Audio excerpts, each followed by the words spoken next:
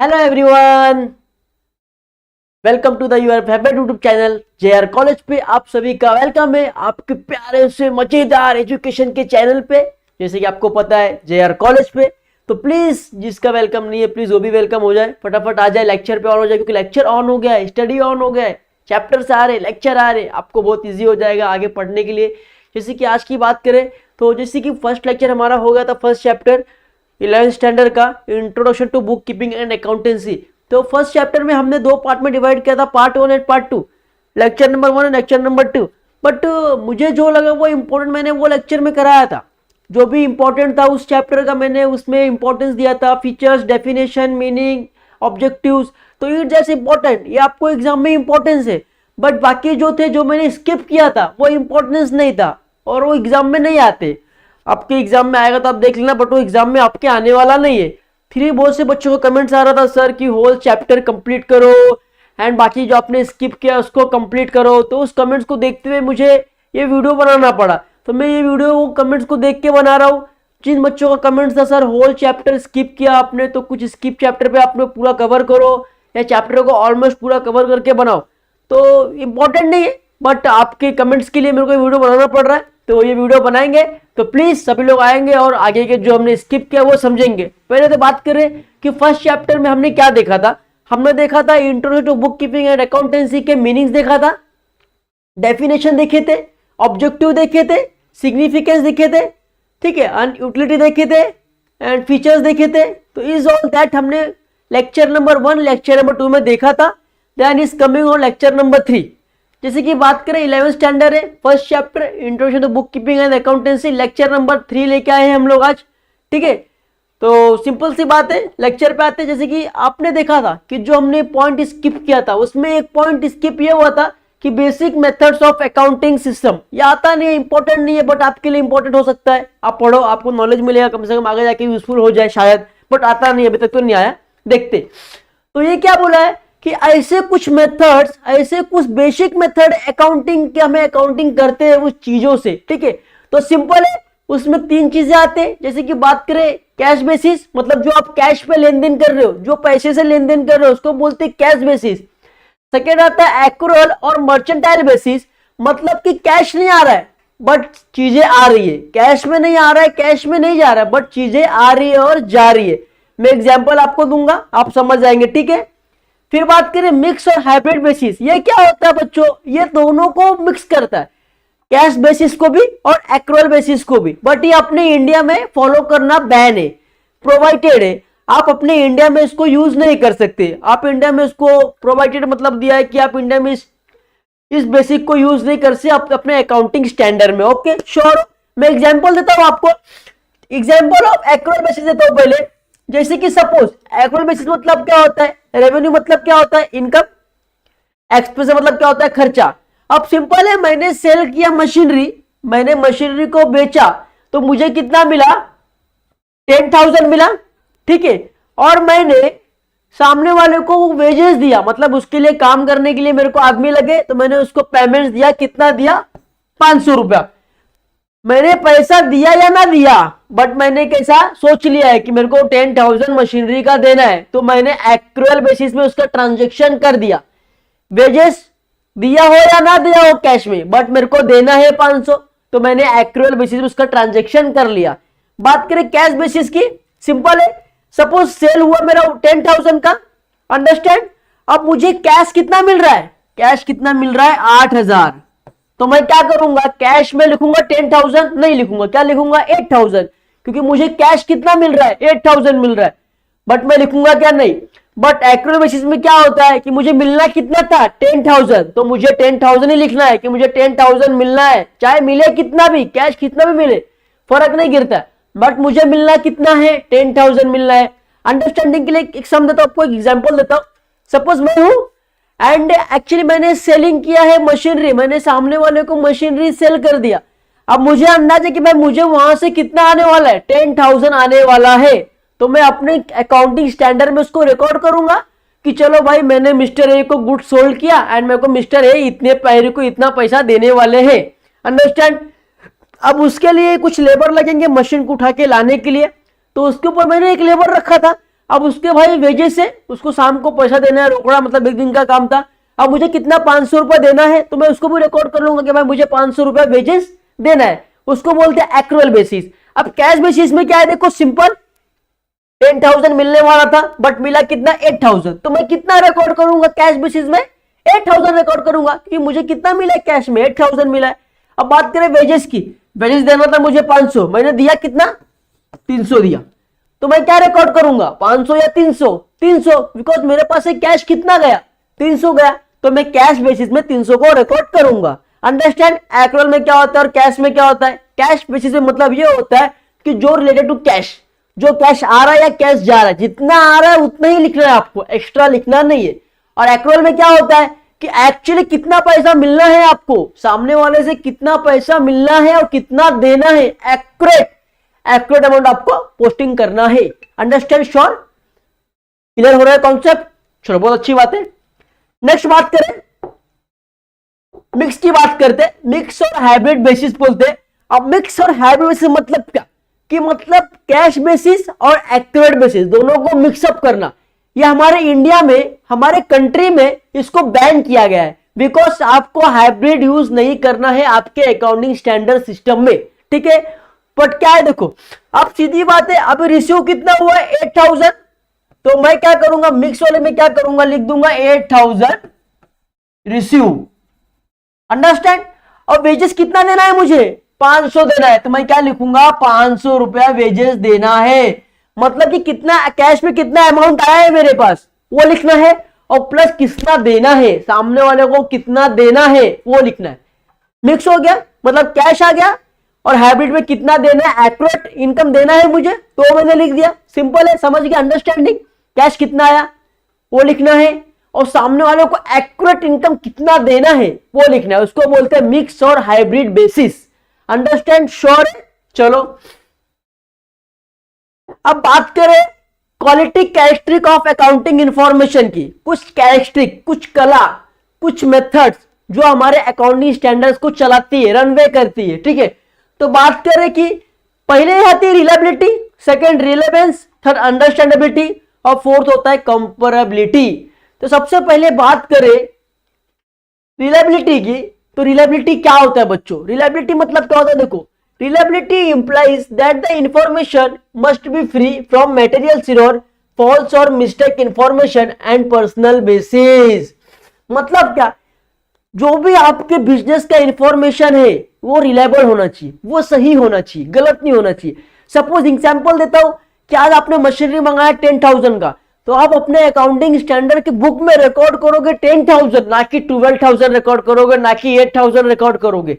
जो आपने लाया है आपको वही रिकॉर्ड करना है, क्योंकि आपका जो बिजनेस उसको रिलायबिलिटी करना है, मतलब कि आपके बिजनेस में कभी गलत नहीं आना चाहिए। सपोज सिंपल से एक बात बता दूं कि अभी आपने नेक्स्ट ईयर बिजनेस किया रहेगा, और उसमें बैलेंस शीट में आपने क्या क्या रहेगा, मेकिंग किया रहेगा, और नेक्स्ट ईयर आपको क्या प्रॉफिट हुआ रहेगा। तो आपका जो रूल है वो रूल आपको यहाँ पे भी यूज करना है, क्योंकि आप एक ही रूल यूज करेंगे तो आपका बिजनेस सही वे में, रनवे में जाएगा।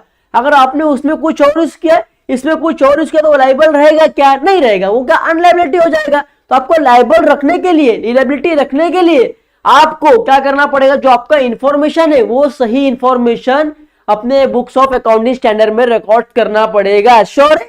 चलो फिर बात करें रिलेवेंस के। अब रिलेवेंस की बात करें तो क्या बोलता है relevance, accounting information must be relevant to the decision making requirements of the user. मतलब क्या, जब आपका बुक्स ऑफ अकाउंट के एंट्रीज, पोस्टिंग, जो भी आपका ट्रांजैक्शन है वो सही रहेंगे, प्रॉपर रहेंगे, सिस्टमैटिक रहेंगे, एक मैनर में रहेंगे, तो सामने वाले को डिसीजन लेने में बहुत यूजफुल होता है। सपोज एग्जांपल दूं मैं आपको, नेक्स्ट ईयर मैंने बिजनेस किया, और उस बिजनेस में मैंने क्या किया, जितने भी रिकॉर्ड्स थे, जितने भी मेरे इंफॉर्मेशन थे, मैंने उसको प्रॉपर तरीके से, सिस्टमैटिक तरीके से वहां पे मैंने पोस्टिंग कर दिया। तो मुझे क्या होगा इस साल, मुझे क्या होगा बच्चों, मुझे इस साल ये होगा कि मैं नेक्स्ट साल के जो नेक्स्ट ईयर का मेरा बैलेंस शीट है उसको मैं देख के एक डिसीजन लेने के लिए मुझे यूजफुल रहेगा कि मैंने उस टाइम पे ये किया तो मेरा पोस्टिंग इतना बड़ा, मैंने इस टाइम पे ये किया तो मेरा इनकम इतना बड़ा, मेरा प्रॉफिट इतना बड़ा, तो मैं इस ईयर क्या करूंगा कि मेरा इन प्रॉफिट और ज्यादा जनरेट हो जाए। अंडरस्टैंडिंग। अब ऑनर्स को डिसीजन मेकिंग होगा जब आप अपनी इंफॉर्मेशन को सही से पोस्टिंग करोगे अपने बुक्स ऑफ अकाउंट में। इजीली अंडरस्टैंड हो रहा है, श्योर है, क्लियरिटी है। चलो सिंपल से बात करें। अब थर्ड नंबर की बात करें तो थर्ड नंबर क्या बोलता है, थर्ड पॉइंट क्या बोलता है, अंडरस्टैंडेबिलिटी। अंडरस्टैंडेबिलिटी मतलब क्या, स्टैंडेबिलिटी तो खड़ा होना, सही तरीके से एकदम खड़ा मजबूत होना, और अंडर मतलब क्या, डैमेज होना, ढूलना हिलना, ऐसा ढूलते ना अपन वैसा। तो अपने को बिजनेस में क्या करना चाहिए, बिजनेस क्या बोलता है, अकाउंट्स क्या बोलते हैं वो देखना है। क्या बोलता है, information should be disclose in financial statement in such a manner that this are easily understandable. Simple है, अगर आपने अपने बुक्स ऑफ अकाउंट में कुछ चीजों को डिस्क्लोज कर दिया, कुछ चीजों को रिकॉर्ड ही नहीं किया, कुछ चीजों को छोड़ दिया, तो आपके बैलेंस शीट को दूसरा पढ़ सकता है क्या, बोलो। अगर आपने कुछ गलती किया है आपके बुक्स ऑफ अकाउंट में तो आपके लिए यूजेस है क्या, आगे है क्या, आपका बिजनेस लॉन्ग टर्म तक चलेगा क्या, नहीं। मैं एग्जांपल देता हूं, हमारे मुंबई में बोरीवली में एक स्कैम हुआ था। तो उसमें क्या हुआ था कि जो एक जेरोक्स का दुकान था, वो जेरोक्स की दुकान की शेयर बिकती थी, हमारे यहाँ पे शेयर बिकती थी स्टॉक मार्केट में, ठीक है। तो उन्होंने क्या किया ना, सीए को बुला बुला के उन्होंने क्या किया, जो भी उनके पोस्टिंग थे मतलब सब गलत कराया, जो भी पोस्टिंग थे वो राइट नहीं कराया, उसके अंदर सब कुछ फेक एडजस्टमेंट कराया और अपने बिजनेस को क्या दिखाया, प्रॉफिट में दिखाया। कहां पे दिखाया, प्रॉफिट में दिखाया। तो लोगों को क्या हुआ, भाई बिजनेस प्रॉफिट में जा रहा है मतलब मुझे प्रॉफिट होगा, लोगों ने क्या किया, उसके ऊपर इन्वेस्टमेंट किया। बट जिस दिन मालूम पड़ा कि बिजनेस में इतना घोटाला है, वो जमीन पे गिर गया। तो मतलब क्या हुआ, आपने गलत पोस्टिंग किया, आपने पब्लिक को गलत अपना रेपुटेशन दिखाया, तो पब्लिक ने आप पे क्या किया, इन्वेस्टमेंट किया और वो एक दिन नीचे गिर गई। तो जब आप ऐसा कुछ काम करेंगे तो आपका जो बिजनेस है वो लॉन्ग टर्म तक चलेगा क्या बच्चों, नहीं चलेगा, वो क्या शॉर्ट टर्म तक चलेगा। कभी ना कभी तो भंडा फूटना है ना, कभी ना कभी बिजनेस गिर जाएगा। तो आपके बिजनेस को लॉन्ग टर्म चलाने के लिए आपको स्टैंडेबिलिटी होना बहुत जरूरी है। मतलब आपके प्रॉपर नॉलेज, आपके प्रॉपर इंफॉर्मेशन एक बुक्स ऑफ अकाउंट में मेंशन करना बहुत इंपॉर्टेंट है, उसको बोलते हैं अंडरस्टैंडेबिलिटी, ठीक है। अगर आपने नहीं किया तो वो हो गया अंडरस्टैंडेबिलिटी, अगर आपने किया तो वो हो गया स्टैंडेबिलिटी।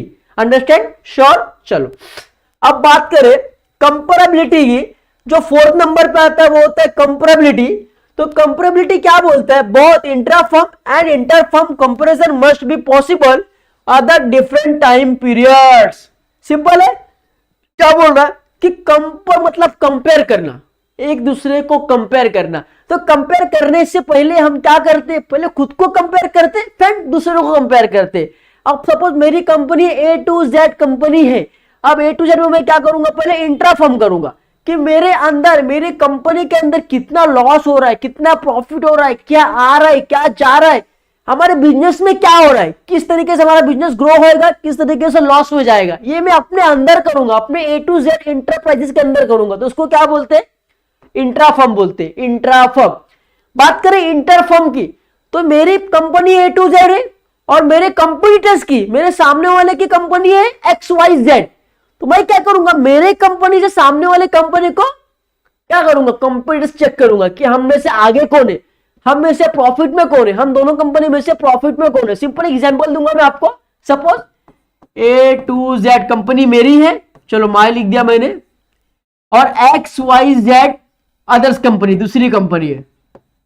तो मैं इसमें क्या करूंगा, ए टू जेड कंपनी मतलब मेरी ये, तो मेरी कंपनी कौन से पोजीशन पे है, मेरी कंपनी कौन से प्रॉफिट लेवल पे है, मेरी कंपनी आगे जाके कहां तक जाएगी, इसको मुझे कंपेयर करने के लिए अदर कंपनीज लगेगी जो मेरे कंपटीटर्स है। एग्जांपल दूं, अब बिस्किट हो गया, अब आप बिस्किट ले लोगे तो पार्ले जी अलग ब्रांड है, सीएनसी अलग है, स्नैक्स अलग है, अलग अलग ब्रांड के बिस्किट आते हैं। अब पार्ले जी कैसे करेगी कि मेरी पार्ले जी कंपनी ज्यादा मार्केट में चल रही है या अदर बिस्किट चल रही है, गुड डे चल रही है, सीएनसी चल रही है, ये सब पता कैसे करेंगे हम लोग अपने कंपेरेबिलिटी से पता करेंगे कि हमारे मार्केट में कंपेरेबिलिटी कितना है, हमारा मार्केट में डिमांड कितना है, हमारा बिजनेस मार्केट में कौन से लेवल पे है। ये कैसे मालूम पड़ेगा, जब हम एक दूसरे को कंपेयर करेंगे तब। तो पार्ले जी क्या करेगी, अदर बिस्किट से कंपेयर करेगी कि भाई अदर बिस्किट अच्छा है कि मेरा पार्ले जी अच्छा है। तो उससे क्या मालूम पड़ेगा बिजनेस को कि हमारी पार्ले जी कौन से लेवल पे अभी चल रही है।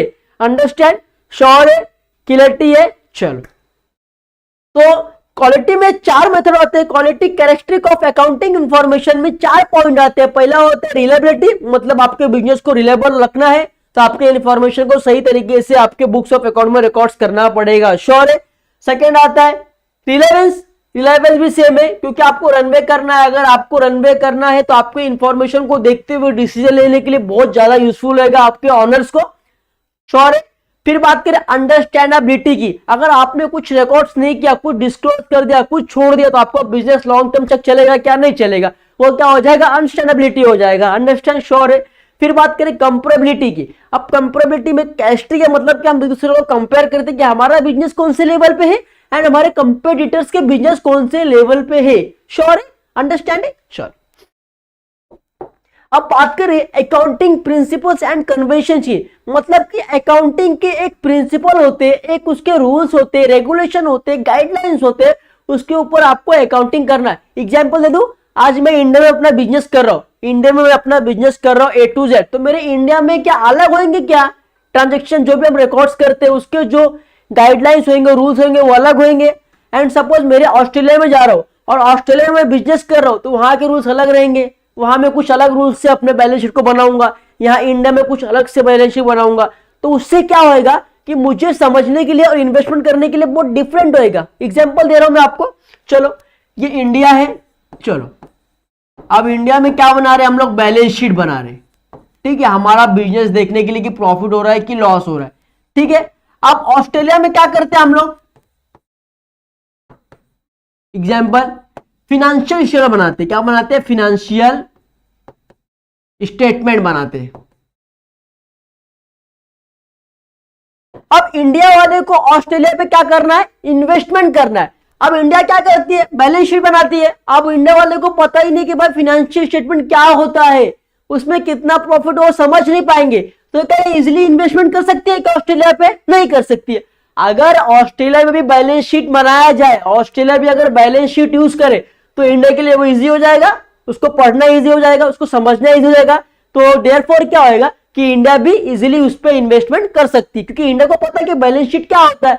तो इसको बोलते हैं अकाउंटिंग के कुछ प्रिंसिपल, कुछ रूल्स एंड रेगुलेशन, कि आप बैलेंस शीट यूज कर रहे इधर भी, तो आप कहीं भी बिजनेस करो इन द वर्ल्ड, किधर भी करो, आपको बैलेंस शीट ही प्रिपेयर करना है, उससे आपको समझने के लिए इजी होगा एंड आप अदर कंट्री में इन्वेस्टमेंट कर सकते हो, अदर कंट्रीज में अपना बिजनेस सेटअप कर सकते हो। तो उसके लिए अकाउंटिंग होता है, उसका एक प्रिंसिपल होता है, उसका एक रेगुलेशन होता है, उसका एक गाइडलाइंस होता है, अंडरस्टैंड। तो हम लोग देखने वाले कि कौन से रेगुलेशन है, कौन से गाइडलाइंस है एंड कौन से इंफॉर्मेशन है, ठीक है। सबसे पहले बात करें अकाउंटिंग की, accounting principles are generally rules and guidelines that companies are required to follow where reporting all accounts and financial data. जैसे मैंने आपको यहां बता दिया कि अकाउंटिंग एक ऐसा इंफॉर्मेशन है, एक ऐसा प्रिंसिपल है, एक ऐसा रूल्स है जिसको हर कंपनी फॉलो करती है अपने इंफॉर्मेशन को दिखाने के लिए, अपने फाइनेंशियल डाटा को दिखाने के लिए, अपने इंफॉर्मेशन पब्लिक को दिखाने के लिए कि पब्लिक उस पर इन्वेस्टमेंट करे उनका इंफॉर्मेशन देख के, अंडरस्टैंड। चलो जैसे कि बात करें अकाउंटिंग कॉन्सेप्ट की बात करेंगे आज और अकाउंटिंग कन्वेंशन की बात करेंगे, ये दोनों डिफरेंट है, अकाउंटिंग कॉन्सेप्ट भी डिफरेंट है एंड अकाउंटिंग कन्वेंशन भी डिफरेंट है। तो हम लोग देखते हैं कि भाई अकाउंटिंग कन्वेंशन क्या होता है और अकाउंटिंग कॉन्सेप्ट क्या होता है। तो सबसे पहले देखेंगे अकाउंटिंग कॉन्सेप्ट। तो अकाउंटिंग कॉन्सेप्ट क्या बोलता है बच्चों, there are necessary assumption where which accounting is based, some of the importance accounting are as follow। मतलब क्या बच्चों कि बिजनेस करने से पहले ऑनर क्या सोचता है कि भाई मैं बिजनेस करूंगा तो मेरा बिजनेस में इतना पैसा जाएगा, इतना मनी जाएगा and at the time at the 1 year मुझे इतना प्रॉफिट आएगा। मतलब कि देखो बिजनेस उसने किया नहीं बट उसने क्या किया, अज्यूम कर लिया, उसने सोच लिया कि मैं बिजनेस में ये कर सकता हूं। अगर उसने सोच लिया तो वो इजीली वो कर सकता है क्या, नहीं कर सकता है। अगर सपोज मैंने बिजनेस नहीं किया एंड मैं भी यहाँ खड़ा हूं और मैं सोच लिया चलो भाई मैं काम करता हूँ, गैरेज डालता हूँ, बड़ा गैरेज डालता हूँ, गाड़ी का गैरेज डालता हूँ, वहां पे मैं पार्ट्स को सेलिंग करूंगा, चलो मैंने 5 लाख रुपए डाल दिया और मुझे 1 साल में 20 लाख का प्रॉफिट हो जाएगा। तो वो चीजें होगी क्या, नहीं। जब तक हम लोग एक इंफॉर्मेशन एक प्रॉपर तरीके से एक मेथड से बोलते हैं ना एक प्रिंसिपल नहीं यूज करेंगे तब तक हम लोग प्रॉफिट कर सकते हैं क्या, अज्यूम करना इजी है बट प्रॉफिट करना इजी है क्या, नहीं बच्चों। प्रॉफिट करेंगे कब, जब हम एक रूल्स एंड रेगुलेशन बनाएंगे, एक बैलेंस शीट को प्रिपेयर करेंगे, मतलब एक सही सिस्टम से जाएंगे तो हम लोग प्रॉफिट कर सकते हैं।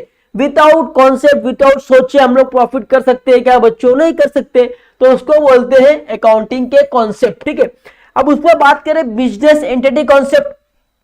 अब सबसे पहले बिजनेस में आ रहा हूं, तो मेरा क्या मानना होगा कि बिजनेस का दो असेट्स है वो अलग रहे, मेरा जो प्रॉपर्टी है पर्सनल प्रॉपर्टी वो क्या रहे, अलग रहे। मतलब मेरे बिजनेस के प्रॉपर्टी से कोई लेना देना नहीं, मेरे पर्सनल प्रॉपर्टी से। अंडरस्टैंड? बिजनेस में घुसने से पहले ऑनर क्या सोचेगा, ऑनर क्या अज्यूम करेगा कि जो भाई मेरी प्रॉपर्टी है वो मेरी रहे, जो बिजनेस की प्रॉपर्टी है वो बिजनेस के अंदर रहे। एट द टाइम अगर प्रॉफिट हो रहा है तो बिजनेस को है और मुझे मिले, एट द टाइम लॉस हो रहा है तो मेरा असेट ना बिके, मेरे बिजनेस का असेट बिक जाए बट मेरे घर का पर्सनल असेट ना बिके। ऑनर ये सोचता है, उसको बोलते हैं बिजनेस एंटिटी कॉन्सेप्ट। श्योर हो? चल फिर बात करें द कॉस्ट कॉन्सेप्ट। अब कॉस्ट कॉन्सेप्ट की बात करें कि सपोज मैंने क्या किया, फर्नीचर परचेस किया, कितने का परचेस किया, 20,000 का परचेस किया। अब ये बुक्स ऑफ अकाउंट जब बनाऊंगा तो मैं क्या उसमें 35 लिखूंगा क्या, 40 लिखूंगा क्या, 45 लिखूंगा क्या? नहीं लिखूंगा ना, मैं क्या लिखूंगा, एक्यूरेट इनकम लिखूंगा। जो मेरे लिए एक्चुअली जो मैंने मंगाया है, जिसका मैंने जितना पैसा दिया है, वो लिखने से क्या होगा कि मुझे वो हमेशा याद रहेगा। और वो चीजें आज अगर मार्केट में समझ लो मैंने लाया था 15,000 का, 15,000 का मैंने परचेस किया था,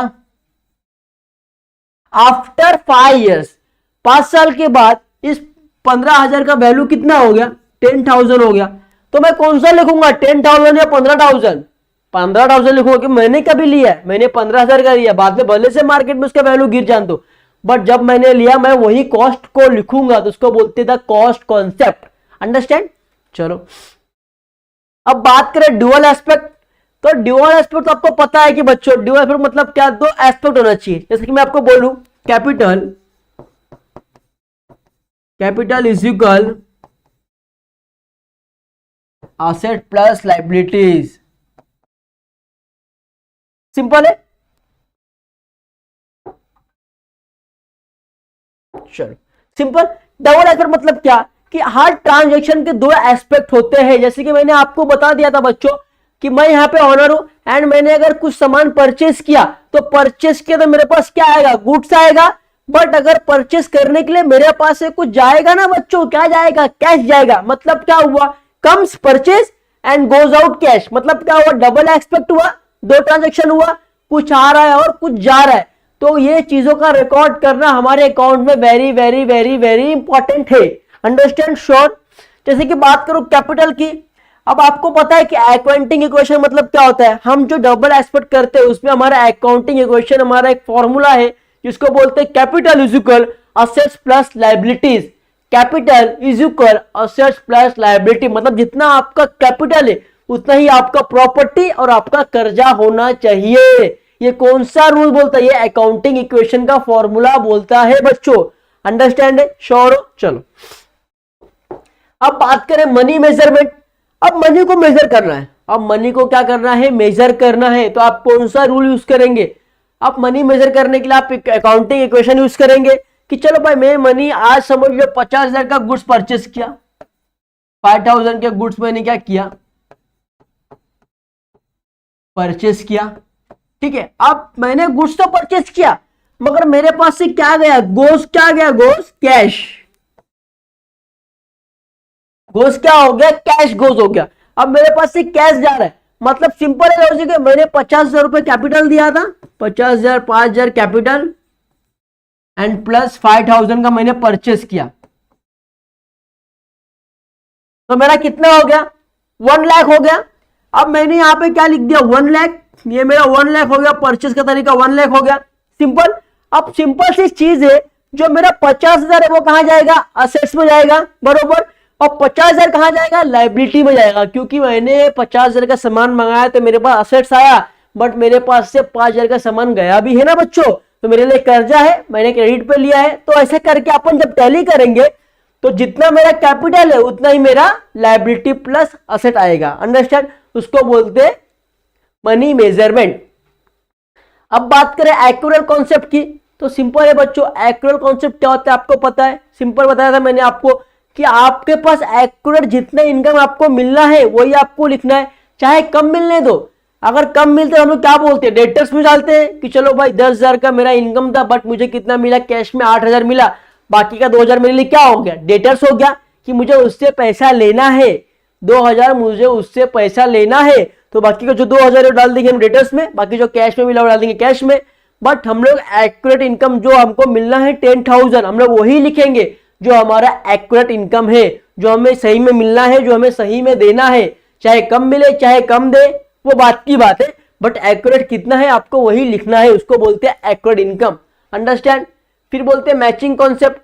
अब मैचिंग कॉन्सेप्ट कैसे करते हैं आपको पता है, सिंपल सी चीजें मैंने आपको बता दिया। अकाउंटिंग इक्वेशन मतलब मैचिंग कॉन्सेप्ट, कि किस तरह आप कॉन्सेप्ट को मैचिंग करते हो, किस तरह आपका असेट्स लायबिलिटी एक तरफ का मैचिंग होना चाहिए एंड एक तरफ आपका जो कैपिटल है वो मैचिंग होना चाहिए। जितना आपका कैपिटल है उतना ही आपका असेट्स और लायबिलिटी होना चाहिए, क्योंकि इसमें क्या होता है, डबल एस्पेक्ट होता है। जब आपने कुछ सामान मंगाया, आपके पास गुड्स आया बट आपके पास से गया भी ना कुछ, क्या गया, कैश गया, तो आ रहा है जा रहा है, तो ये एक हो गया और कैपिटल आपका एक हो गया। तो जितना आपका कैपिटल होगा उतना आपका सामान होगा, उतना आपका लायबिलिटी होगा। अंडरस्टैंड बच्चों, उसको बोलते हैं मैचिंग कॉन्सेप्ट। श्योर है, क्लियर है। चलो अब बात करें अकाउंटिंग कन्वेंशन की, तो अकाउंटिंग कन्वेंशन क्या बोलता है बच्चों, देखो accounting convention are the traditional usage and the custom which are in use since long term. The most important question convention are as follow.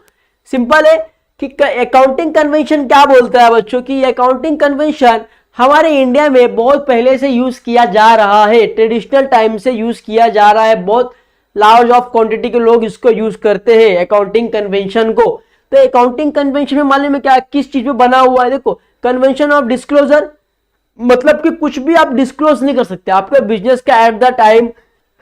जो सपोज मैं आपको बोलता हूं कि एक्सपेंसेस, अभी मैंने कुछ परचेस करने के लिए कुछ सामान मंगा रहा हूं, अब छोटे छोटे सामान मंगा रहा हूं तो मैं अकाउंट्स में लिखूंगा क्या कि भाई ने मैंने स्क्रू मंगाया, मैंने खिल्ला मंगाया, मैंने हैमर मंगाया, मैंने स्टोन मंगाया, मैं ऐसे एंट्रीज करूंगा तो मेरा जो बुक्स ऑफ अकाउंट है बहुत लंबा चौड़ा हो जाएगा। तो मैं क्या करूंगा, जितने भी मंगाया मैं उसको सब कैलकुलेशन कर लूंगा कि भाई 5 रुपीज के स्टोन मंगाया, 5 रुपीज के हैमर मंगाया, 5 रुपीज के मैंने सब कुछ मंगाया, लोग अपना रॉड मंगाया, तो मैं इसको अगर कैलकुलेशन करूंगा, चलो भाई 15 रुपीज होगा तो मैं क्या लिखूंगा, टू परचेज मटेरियल्स 15 रुपीज। तो मतलब जो 3-4 सामान था वो मेरा एक में हो गया। तो इस टाइम पे कुछ डिस्क्लोजर होता है। अब स्टोन जो था वो डिस्क्लोज हो गया बट उसका अमाउंट हमने लिखा है, उसका अमाउंट हमने ऐड किया है बट चीजें डिस्क्लोज हो गया है। तो रॉ मटेरियल में जो पूरे चीजें आ गए उसको बोलते हैं डिस्क्लोज। सपोज अंडरस्टैंड एग्जांपल देता हूं, अब सपोज मेरा एक बिजनेस है, उसका क्या बोलते हैं सिविल लाइन का। अब मुझे सामने वाले ने क्या बोला कि चलो भाई मेरे को एक वाटर प्रूफ टेरेस करके दे दो, तो मैं क्या करूंगा, मैंने उसका काम पूरा 5,000 में ले लिया, ठीक है। अब मैं उसको क्या बोलूंगा, भाई 5,000 में आपसे ले रहा हूं, उसमें से मेरा क्या है 3,000 आपके माल में लग जाएगा एंड 1,000 रुपये लेबर में लग जाएगा, मेरे को 1,000 रुपये खुद को बचेगा। अब वो पूछेगी भाई 3,000 में क्या क्या लगेगा, तो आप उसको बोलोगे क्या सीमेंट इतना लाया, इतने का लाया, रेती इतना लाया, परफेक्ट बता पाओगे क्या, नहीं बता पाओगे। तो आप क्या करोगे, आप अपना कैलकुलेशन क्या करोगे, चलो भाई 500 का मैंने क्या लाया, सीमेंट लाया, ठीक है, मैंने 500 का क्या लाया, ब्रिक्स लाया, मतलब ईटा लाया, ठीक है, और 500 रुपए के लिए मैंने क्या लाया, सॉइल, मतलब सॉइल बोले तो अपना ये रेती, ठीक है। हाँ अब क्या करोगे, और 1500 के मैंने क्या लाया, वाटर प्रूफ केमिकल लाया, वाटर प्रूफ केमिकल। अब इसको मैं कैलकुलेशन क्या करूंगा, 3,000। अब इसका मैं जो कैलकुलेशन करूंगा वो क्या हो गया, 3,000। तो मैं क्या लिखूंगा, टू परचेज रॉ मटेरियल्स 3,000। बाकी जो ये सब हो क्या हो गया, डिस्क्लोज हो गया, क्या हो गया, डिस्क्लोज हो गया। अंडरस्टैंड, समझा कैसा होता है, ठीक है। फिर क्या बोला, सेकंड क्या बोला, देखो कन्वेंशन ऑफ कंसिस्टेंसी, मतलब कि ऐसा चीज जो बिजनेस में कंसिस्टेंट है, हमेशा एक तरीके का रहे। अभी सपोज अगर आपने जो भी आपकी बिजनेस का इंफॉर्मेशन है, जो भी आपने अगर बिजनेस का सब कुछ इंफॉर्मेशन अगर प्रॉपर बेस से हमेशा आप लिखते आ रहे हो तो वो चीज हमेशा लाइब्रेट रहेगी, हमेशा कंसिस्टेंसी रहेगी। अगर आप बार बार उसमें चेंजेस कर रहे हो, कुछ ना कुछ उल्टा सीधा कर रहे हो, ऊपर नीचे कर रहे हो, तो चीज कंसिस्टेंसी रहेगी क्या, आपके बिजनेस में नहीं रहेगी। आपका बिजनेस क्या होगा, अप एंड डाउन होते रहेगा।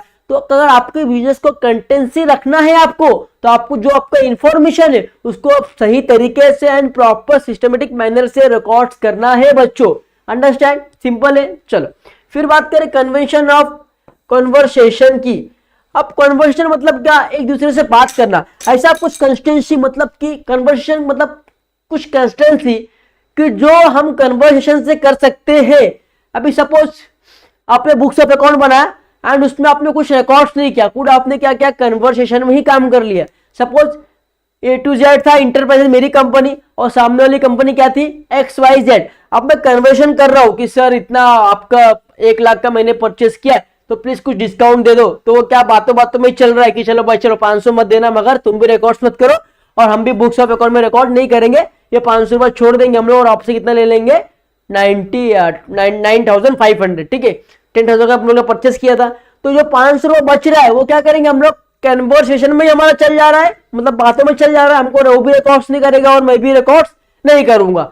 सिस्टम होगा। समझ रहे कैसा बोल रहा हूं मैं? तो हमारा जो बिजनेस में कन्वर्सेशन होता है वो भी कुछ कुछ डिस्क्लोज हो जाता है। सिंपल। चलो फिर बात करें कन्वर्शन ऑफ मैटेरियलिटी। अब जो भी आपका मैटेरियलिटी से रिलेटेड हो रहा है, जो भी आपका मनी से रिलेटेड हो रहा है, मतलब कैसा बता रहा हूं आपको? सिंपल एक चीज बता रहा हूं, जैसे आपका मैटेरियल आ रहा है, अब तो जो मैटेरियल आ रहा है आपको वही रिकॉर्ड्स करना है, ताकि कुछ और करना है। जितना भी मैटेरियल से रिकॉर्डिंग आपका हो रहा है, जितना भी ट्रांजैक्शन आपके मैटेरियल से हो रहा है, उस सबको आपको रिकॉर्ड करना है। अभी आपने सीमेंट मंगाया तो आप क्या लिखोगे वहां पे कि नहीं भाई मैंने ब्रिक्स मंगाया? नहीं, आपने जो मंगाया आपको वही नोट डाउन करना है। ये नहीं आपको गलत करना है कि आपने मंगाया कुछ और बुक्स ऑफ अकाउंट में दिया कुछ और, तो इससे क्या होगा? आपका बिजनेस लॉन्ग टाइम तक रन नहीं कर पाएगा। श्योर? अंडरस्टैंड? चलो चलो अब बात करें अकाउंटिंग स्टैंडर्ड की। नया टॉपिक से अकाउंटिंग स्टैंडर्ड। अब सिंपल है कि भाई कि हर एक ट्रांजेक्शन को करने के लिए कुछ स्टैंडर्ड बनाया है, कुछ अकाउंटिंग के टर्म्स बनाया है, हम उसमें हर एक चीज रिकॉर्ड्स करते हैं। अब बैलेंस शीट का जो रिकॉर्ड्स है वो मैं क्या प्रॉफिट लॉस में कर सकता हूँ, क्या ट्रेडिंग में कर सकता हूँ, क्या नहीं? जो ट्रेडिंग में वो ट्रेडिंग में करना है, जो प्रॉफिट में प्रॉफिट में करना है, जो बैलेंस शीट में वो बैलेंस शीट में करना है। मतलब एक अकाउंटिंग स्टैंडर्ड बनाया हर एक चीज का। तो समझते हैं अकाउंटिंग स्टैंडर्ड क्या होता है। Accounting standard a set of sales to be followed while making accounting entries and adjustment। जैसे मैंने आपको बता दिया कि एक ऐसा चीज है जो भी आप सेल कर रहे हो, परचेस कर रहे हो, एडजस्टमेंट कर रहे हो, उस सबका एक प्रॉपर अकाउंट्स बनाया गया है और उसके अंदर आपको अकाउंटिंग के ट्रांजेक्शन को पोस्टिंग करना है। अंडरस्टैंड? श्योर है? चलो जैसे कि बात करें, this are basically a set of practice and policies use to systematic book keeping. Accounting standard use करने से आपका जो बुक कीपिंग है वो एक सिस्टमेटिक रहता है, एक प्रॉपर से रहता है, उसमें आपका कोई मतलब कोई फॉल्ट नहीं होता है, कोई एरर नहीं आता है, वो एक सिस्टमेटिक रहता है एंड एक प्रॉपर रहता है। तो सामने वाले को पढ़ने के लिए, डिसीजन लेने के लिए बहुत यूजफुल होता है जब आप अकाउंटिंग स्टैंडर्ड सिस्टम को यूज करेंगे तब। अंडरस्टैंड? क्या बोला? एएस। अब एएस मतलब क्या होता है? सिंपल है, अकाउंटिंग स्टैंडर्ड। एएस मतलब क्या होता है? Accounting standard. तो अकाउंटिंग स्टैंडर्ड मतलब इन 1973 an international body IASC international accounting standard committee was established to write accounting standards that users to be used internationally। मतलब क्या? इन 1973 में इंटरनेशनल बॉडी मतलब कि अपने इंडिया में भी और अपने आउट ऑफ कंट्री में भी, ठीक है, क्या लॉन्च हुआ था? International accounting standard committee. मतलब IASC लॉन्च हुआ था। उन्होंने क्या किया? एक ऐसा स्टेबलाइज किया अकाउंटिंग स्टैंडर्ड जो कि यूज होता है इंटरनेशनल में भी और इंडिया में भी। मतलब कि एक ऐसा अकाउंटिंग स्टैंडर्ड उन्होंने लॉन्च किया कि जो हर लोग यूज करते हैं अपना बैलेंस शीट बनाने के लिए। अब इससे क्या हो गया? अब एक चीज उन्होंने लॉन्च किया तो अब इंडिया में भी वही यूज हो रहा है एंड ऑस्ट्रेलिया में भी वही यूज हो रहा है। तो ऑस्ट्रेलिया वाले को इंडिया के बैलेंस शीट देखने के लिए इजी हो जाएगा, इंडिया वाले को ऑस्ट्रेलिया का बैलेंस शीट देखना इजी हो जाएगा। मतलब का एक दोनों कहीं भी इन्वेस्टमेंट कर सकते हैं उनका इंफॉर्मेशन, फिनेंशियल इंफॉर्मेशन देखने के बाद। श्योर है? अंडरस्टैंड है? चलो अब बात करें IASC। सिंपल देखो, IASC lasted the year 2000 and it issued 41 international known as IAS International Accounting Standard। अब IAS जो थी, इंटरनेशनल अकाउंटिंग स्टैंडर्ड कमेटी थी, वो क्या हुई, लास्ट ईयर 2000 तक वो चली। 2000 के बाद वो क्या हो गई, बंद हो गई। वहां पे वो क्या हो गई, एंटायर हो गई। तो उन्होंने क्या किया, 41 इंटरनेशनल स्टैंडर्ड लॉन्च किया, accounting standard 1 to 41, 1 to 41 types के उन्होंने लॉन्च किया कि मतलब 1 में ये आएगा, 2 में ये पोस्टिंग करना है, 3 में ये पोस्टिंग करना है, 4 में ये पोस्टिंग करना है। तो उस तरीके से आप पोस्टिंग करेंगे, सामने वालों को पढ़ने में इजी होता है कि चलो भाई अकाउंटिंग स्टैंडर्ड में 1 में क्या क्या आया था, हाँ ये चीज आया था, पोस्टिंग किया। अकाउंटिंग में 2 में ये आया था, ये मैंने पोस्टिंग किया। तो उन्होंने 41 तक बनाया और उसके बाद वो क्या हो गई, बंद हो गई। ठीक है, तो उसके बाद क्या हुआ, IFRS आया।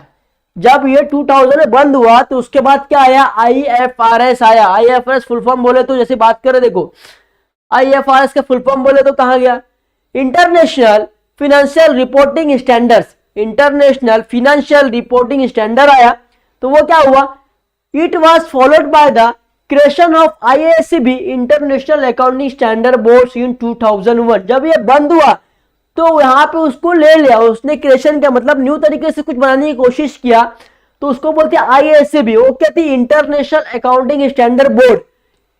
इंटरनेशनल अकाउंटिंग स्टैंडर्ड बोर्ड 2001 में आई।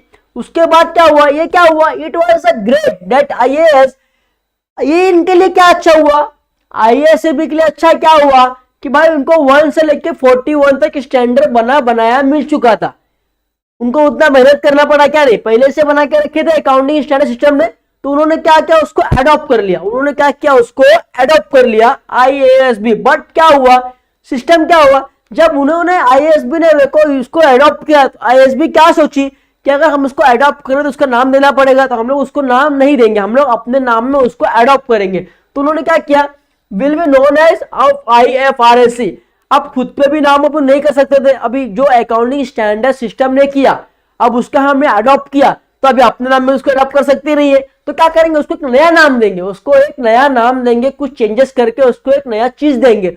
तो उन्होंने उसको नाम दिया IFRS। मतलब क्या, देखो इंटरनेशनल फिनेंशियल रिपोर्टिंग स्टैंडर्ड, जो मेरा अकाउंटिंग स्टैंडर्ड 2000 में बंद हुआ था वही मैंने अडॉप्ट करके न्यू नाम देके उसको आगे के रनवे कर दिया। तो उसको बोलते हैं IFRS, मतलब international financial reporting standard.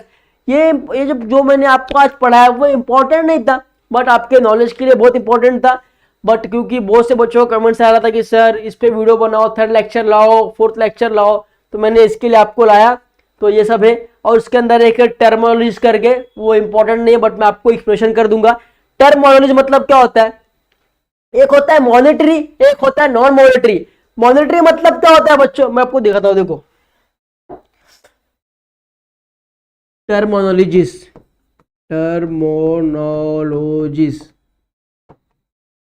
Of accounts. चलो, एक होता है मॉनेटरी,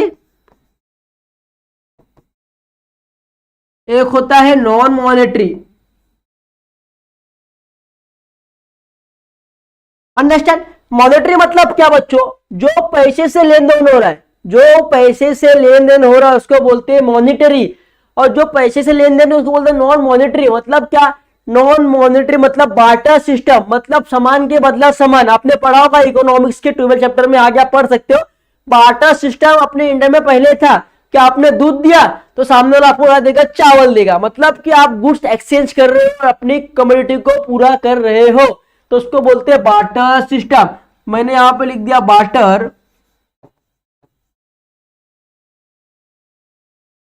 सिस्टम। अब मॉनेटरी में क्या आएगा, एक तो आएगा कैश, एक आएगा क्रेडिट। मतलब क्या, देखो एग्जांपल दूं, एग्जांपल, ए गुड्स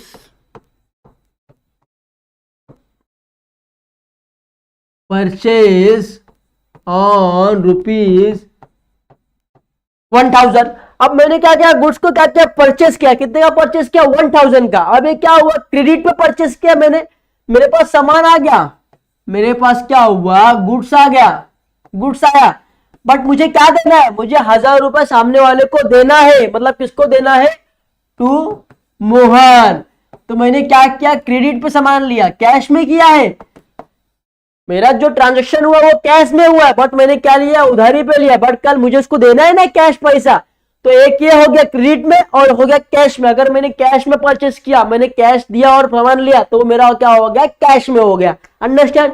अब बात करें नॉन मॉनेटरी की, तो नॉन मॉनेटरी मतलब क्या बच्चों, कि जिससे कैश का कोई यूज नहीं हो रहा है, कैश का लेन देन नहीं हो रहा है, बट सामान का लेन देन हो रहा है। जैसे कि मैं बात करूं कि मिस्टर ए ने मुझे क्या दिया, मिल्क दिया, ठीक है। अब मिस्टर बी क्या करेगा, मिस्टर बी के पास चावल है, तो मिस्टर बी क्या करेगा, मिस्टर बी राइस देगा। किसको देगा, मिस्टर ए को। मतलब क्या, गुड्स एक्सचेंज हो रहा है। मिस्टर ए ने राइस मिल्क दिया, तो मिस्टर बी ने राइस दिया। मतलब क्या, यहाँ पे पैसे का लेन देन नहीं हो रहा, बट गुड्स का लेन देन हो रहा है। बोलते हैं एग्जांपल है, goods of a commodity to exchange, it is called a commodity, it is called a non monetary system. मतलब क्या, यहाँ पे गुड्स का एक्सचेंज हो रहा है, कमोडिटी में गुड्स का एक्सचेंज हो रहा है, बदले में गुड्स के बदला गुड्स मिल रहा है, उसको बोलते हैं बाटा सिस्टम। और जहां पे गुड्स और कैश का हो रहा है, गुड्स और कैश का एक्सचेंज हो रहा है, उसको बोलते हैं मॉनेटरी सिस्टम। अंडरस्टैंड। जहां कैश और गुड का यूज हो रहा है उसको बोलते हैं मॉनेटरी, और जहां गुड्स का यूज हो रहा है, गुड्स के बदले में गुड्स मिल रहा है, उसको बोलते हैं non monetary transaction. Understand, sure है। तो फर्स्ट चैप्टर में इतना ही आपका था, तो आज वो सब चीजें क्लियर हो गई है। आई होप कि आपको जो डाउट रहेंगे, जो आपने वीडियो बनाया सर वीडियो बनाओ करके आप लोग कमेंट्स कर रहे थे, वो आज क्लियर हो गए रहेंगे। आज के लेक्चर में हमने देखा, देखो